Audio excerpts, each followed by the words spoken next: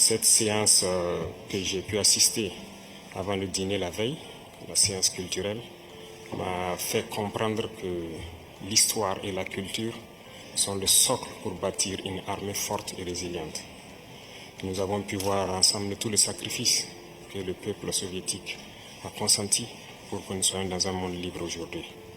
Et nous tenons donc à vous dire merci pour cette invitation, parce que ce sont des moments qui nous ont permis aussi de réfléchir à notre situation et de penser à de nouvelles perspectives. Que ce soit en amitié, en amour ou dans toute relation, allez là où l'on vous respecte, là où l'on reconnaît votre vraie valeur. Le Burkina Faso, sous la conduite du capitaine Ibrahim Traoré, a fait un choix stratégiquement fort en s'alliant à un partenaire qui traite d'égal à égal, la Russie.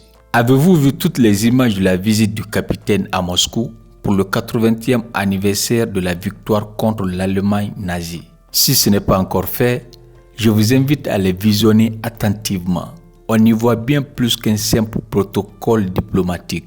On y ressent un profond respect. Le tête-à-tête entre Vladimir Poutine et Ibrahim Traoré en dit long. Poutine semblait sincèrement honoré de recevoir personnellement le capitaine. On aurait dit un chef d'État recevant une figure emblématique, un invité de marque dont la présence seule donne du poids à l'événement. D'ailleurs, rien n'a été laissé au hasard. Escorte militaire, avions sécurisés, armes visibles sur le capitaine, preuve que ce n'était pas une visite de soumission, mais celle d'un homme debout, venu traiter d'égal à égal. Le message est clair. Ici, on ne vient pas commander. On vient poser les bases d'un partenariat gagnant-gagnant. Le capitaine l'a dit lui-même, avec la Russie, le Burkina Faso ne veut plus subir ce qu'on veut lui donner, mais dire clairement ce qu'il veut recevoir. Voilà le véritable sens de la souveraineté. Dans les mois à venir, le Burkina Faso entrera dans une nouvelle ère de développement économique et social. Une dynamique est lancée. Et l'histoire retiendra cette visite comme un tournant. Et vous, comment percevez-vous cette rencontre historique entre Ibrahim Traoré et Vladimir Poutine? Dites-le en commentaire, partagez la vidéo, likez et surtout abonnez-vous si ce n'est pas encore fait. La Russie et le Burkina Faso aujourd'hui sont en étroite collaboration. Notre coopération est assez stratégique, donc ce qui fait que nous devons venir donc participer aux côtés donc du peuple russe. La deuxième chose, c'est que dans cette même guerre, nos ancêtres aussi ont contribué à la libération de l'Europe dans cette guerre, à lutter contre le nazisme, ce qui veut dire que nous avons donc une histoire commune dans la célébration donc, de cette victoire. C'est très important. Et l'autre chose, c'est qu'aujourd'hui, la Russie et le Burkina Faso sont dans le même combat. Nous avons un monde que je peux qualifier d'unilatéral et nous voulons un monde multipolaire. Voilà, nous voulons un monde libre, indépendant, un monde de paix, où les nations ne dictent pas donc, à d'autres nations ce qu'elles doivent faire et comment ils doivent être. Donc la Russie est activement dans ce combat, qui est aussi un combat de dénazification, si je peux dire. Et donc nous aussi, nous sommes dans ce même type de combat contre l'impérialisme qui veut nous asservir, qui veut nous garder dans l'esclavage. Donc nous avons donc les mêmes perspectives. Donc c'était très symbolique qu'on vienne participer aux côtés donc, du peuple russe à cette célébration. Monsieur le Président, chers amis, nous sommes très heureux de vous voir et je veux tout d'abord, au début de notre entretien, vous remercier de votre décision de participer à la manifestation commémorant le 80e anniversaire de la Grande Guerre patriotique. Je me souviens de notre entretien constructif de 2023, lorsque vous vous êtes rendu dans notre pays pour participer au sommet russo-africain de Saint-Pétersbourg. Cette visite en Russie, lors du 80e anniversaire, reflète le caractère amical de nos relations. Je rappelle également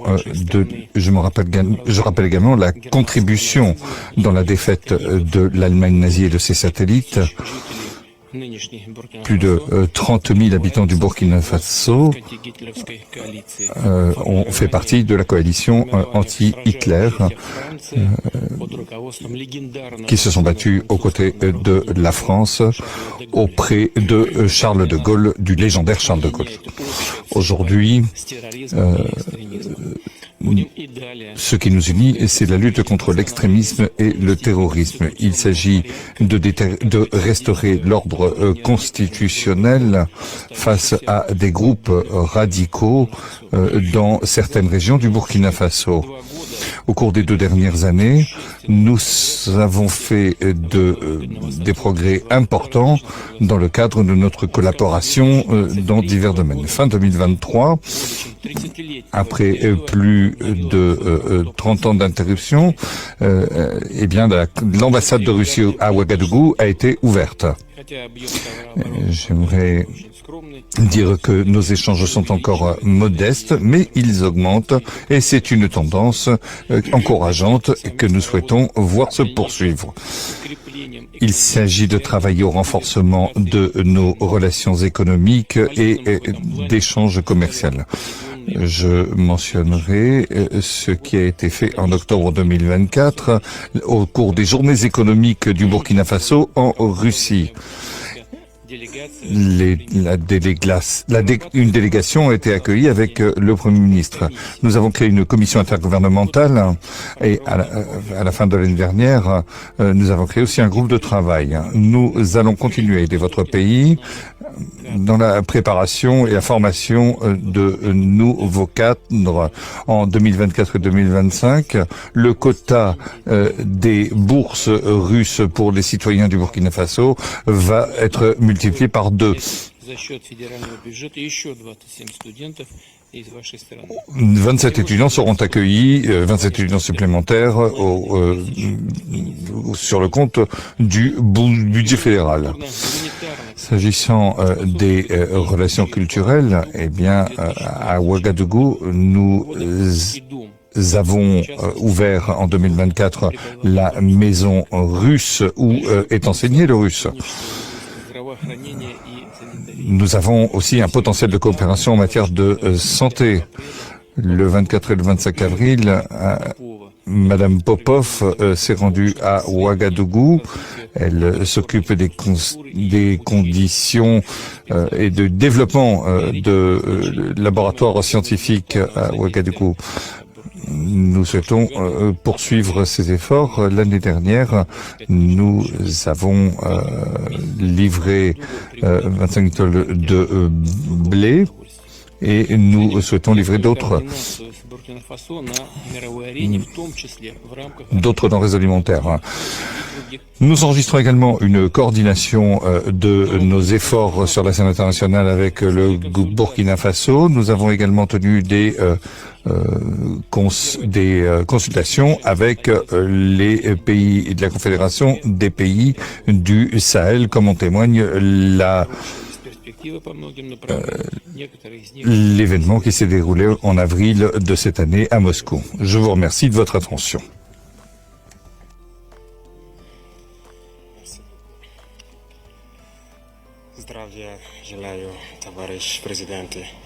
Camarade président, j'espère que je prononce bien.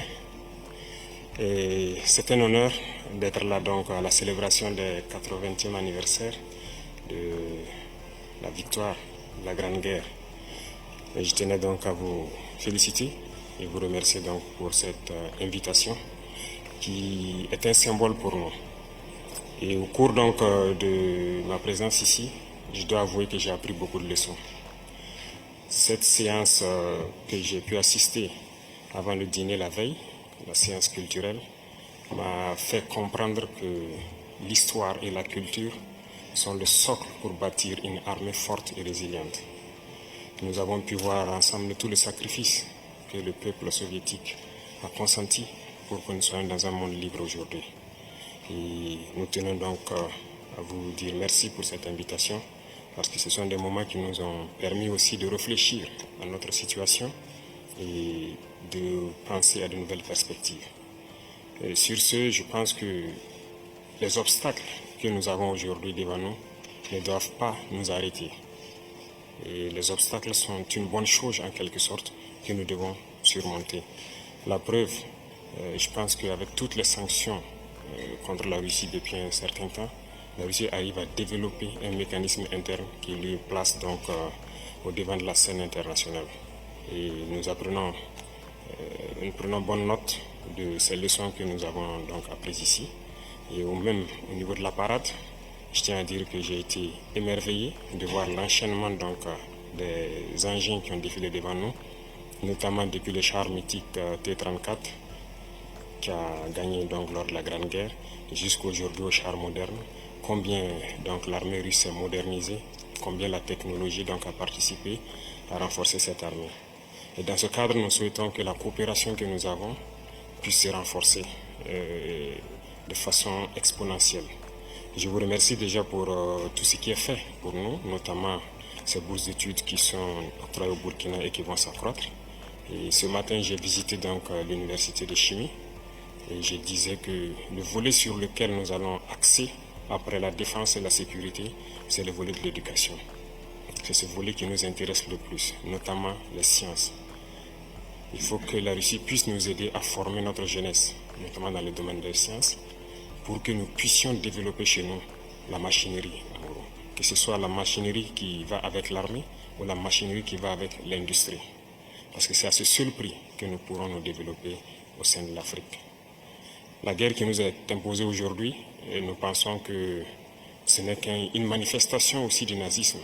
Parce que le terrorisme qui est là aujourd'hui n'est pas du terrorisme, c'est de l'impérialisme. Ce sont nos terres qui intéressent ceux qui nous combattent.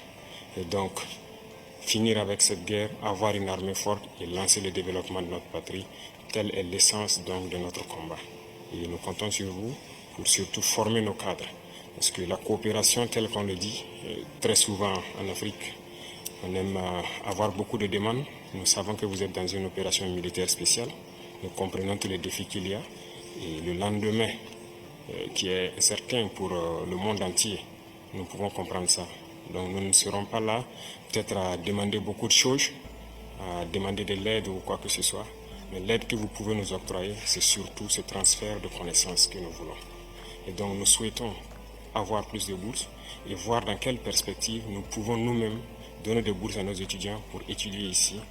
Et dans un troisième temps, comment est-ce que les universités ici peuvent se dupliquer au Burkina Faso, notamment celles que j'ai visitées. Et aussi, il y a beaucoup d'autres universités dans le domaine des sciences. Comment on peut les dupliquer au Burkina Faso avec tous les laboratoires nécessaires qu'il faut pour former de manière pratique nos jeunes et que nous puissions être donc au cœur de notre propre développement. Donc c'est la demande essentielle que nous avons actuellement dans le contexte que nous vivons pour pouvoir transformer tout ce que nous avons sur place, produire beaucoup de choses nous-mêmes et que le Burkina Faso soit un hub où beaucoup de jeunes Africains vont venir et apprendre aussi la science. Parce qu'ici en Russie, vous avez d'éminents scientifiques et il y a eu beaucoup de savants que nous continuons donc d'étudier leurs œuvres. Et je pense que c'est un arbre où nous pouvons soutirer la science pour nous développer.